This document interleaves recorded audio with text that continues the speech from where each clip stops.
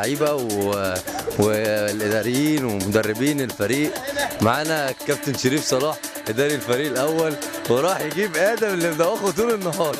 كابتن شريف بتقول ايه الاستاذ سيد سمره بعد ما الدعوه الجميله لقريه جرين بيتش؟ بسم الله الرحمن الرحيم. انا عايز اقول لك بس كلمه اخيره.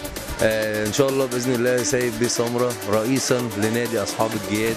والله الاول بشكر استاذ سيد سمره على الاحتفال الجميل اللي احنا ما كناش متوقعين منه الموضوع ده بالعكس كان الموضوع كويس، وانا يعني شايف فيه خير في الاستاذ سيد، وربنا يكرمه ويوفقه، وده هيبقى خير للنادي. يعني انا شايف ان ده ان شاء الله هيبقى خير للنادي، تطور للنادي، ان راجل شخصيه زي دي محترمه جدا. انا يعني اتعاملت معاه فتره قليله جدا، بس شايف ان هو انسان محترم وانسان جدير ان هو يمسك المكان دوت، واحنا محتاجين شخص يفهم يعني ايه رياضه، يفهم ويكمل مسيره استاذ احمد جنيد على اللي هو عمله، الانجاز اللي هو عمله، وده خير ان هو يكمل حاجه زي دي، وربنا يكرم الجميع ان شاء الله. ان شاء الله كابتن شريف انا معاك ان هو لازم يكمل ان شاء الله مسيره الاستاذ احمد عاصم بيه، لان احمد بيه جنيد كان الداعم الاول للفريق بالنادي، وناس كتير جدا كانوا داعمين لينا، بس طبعا كان هو الاب الروحي لينا. طبعا يعني انا يعني نفسي الراجل دوت بكن له كل الاحترام والتقدير، لان شخصيه محترمه جدا. انا اتعاملت معاها فترات قليله، بس راجل محترم صراحه. يعني كل كانت طلباتنا كانت مجابه تحت امرنا، الراجل ما بخلش علينا في حاجه، واحنا الحمد لله ما غزلناهوش، بالعكس ده حتى قبل يعني هم انا عارف ان هو مش نازل انتخابات، والراجل لا بيدعم وعاوز وبيتكلم يا جماعه انا اعمل لكم اللي انتوا عاوزينه. راجل صراحه يعني مش ناسين حاجه زي دي، والناس اللي زي ما بيقولوا كده الناس اللي ما عندهاش اصل يعني اللي تنكر الجميل، واحنا ما بننكرش الجميل. فربنا يوفق الجميع ان شاء الله، ويوفق المسيره والتكميل ان شاء الله. شكرا كابتن شريف. معانا نجم الفريق الاول كابتن كريم ايوب اللي ساهم بشكل كبير جدا في صعود الفريق لدوري المحترفين. تقول يا كابتن كريم في اليوم النهارده وتدعيم سيد بيه سمره لينا كيوم ترفيهي، واحنا تدعيمنا ليه في ان شاء الله برئاسه المجلس الجديد؟ والله الحمد لله طبعا احنا بنشكره على اليوم الجميل دوت، ونتمنى وجوده معانا، والحمد لله يعني دي حاجه كويسه جدا، واحنا طبعا هندعمه وهنقف جنبه، لان هو الراجل مش سايبنا وبيأزرنا وواقف معانا، واحنا لازم طبعا هنقف معاه لان هو مش مقصر معانا في حاجه. شكرا كابتن كريم، وان شاء الله يكون موسم كويس وقوي للفريق ان شاء الله. معانا كابتن سامح المدرب العام للفريق الاول والمرتبط، سام بشكل كبير جدا في تدعيم الفريق من ولاد صغيرين من خارج النادي، وان شاء الله اللي بيعمل اعداد قوي جدا للفريق داخل النادي، ومدرب عام صغير في السن بس خبراته كبيره جدا. تقول ايه يا كابتن سامح السيد بيه النهارده بعد يوم الترفيه الجميل اللي عملوه لنا، وعامل تجانس للعيبه الجديده مع اللعيبه القديمه؟ اولا يا كابتن تيفا انا بحب اشكرك على المقدمه اللي كتير حلوه منك، بجد ربنا يخليك عليها. طبعا انا بشكر الراجل دوت، يعني هو طلعنا من مود كتير قوي، كنا احنا في ستريس جامد قوي الفتره اللي فاتت دي، وكنا محتاجين فعلا اليوم ده، وبشكره فعلا على اليوم الجميل ده، واتمنى له كل التوفيق ان شاء الله، واتمنى اللي هو فعلا يكمل مسيره احمد بيه. الراجل ده فعلا ما سابناش في اي مرحله من الممتاز ب للممتاز الف لحد ما وصلنا للمحترفين. احنا الحمد لله كنا بنوعده اللي احنا هنوصل للمرحله ديت، والحمد لله نفذنا وعدينا، وهو ما كانش مقصر معانا في اي حاجه الحمد لله. ان شاء الله استاذ سيد يكمل المشوار بتاعه. واضح ان الراجل هو مهتم بالرياضه بوجه عام وبالهاندبول بوجه خاص، دي حاجه كويسه احنا نفرح بيها، وان شاء الله يا رب نستمر على الخير دايما ان شاء الله. ان شاء الله كابتن شكرا، وان شاء الله باذن الله نكمل مسيره، والقائمه ان شاء الله يتجدد في معسكر مطروحه باذن الله. الله يخليك يا كابتن، دايما مع بعض بالخير. شكرا كابتن، الله يخليك. ومعانا دلوقتي شكل جميل لقريه جرين بيتش وحمام السباحه الرائع. احنا طبعا ما بنعملش دعوه ولا حاجه، احنا بنعمل ان الراجل سيد بيه معانا من اول يوم جالنا تمرين الفريق الاول من اول يوم، قعد معانا ووعدنا بحاجات كتيره جدا، والحاجات دي بتتحقق واحده واحده، وشايفين ان شاء الله امل كبير وان شاء الله خير. استاذ جلال بنصبح عليك الاول وبنقول لحضرتك ايه رايك في اليوم الجميل تحت رعايه سيد بيه سمره، الرعايه اللي عملها الفريق الدرجه الاولى والاهتمام كبير من اول ما جاء النادي، وراجل مهتم بالفريق الاول بصفه خاصه. راجل مهتم بالفريق الاول بصفه خاصه، تقول ايه لليوم الجميل ده؟ بسم الله الرحمن الرحيم.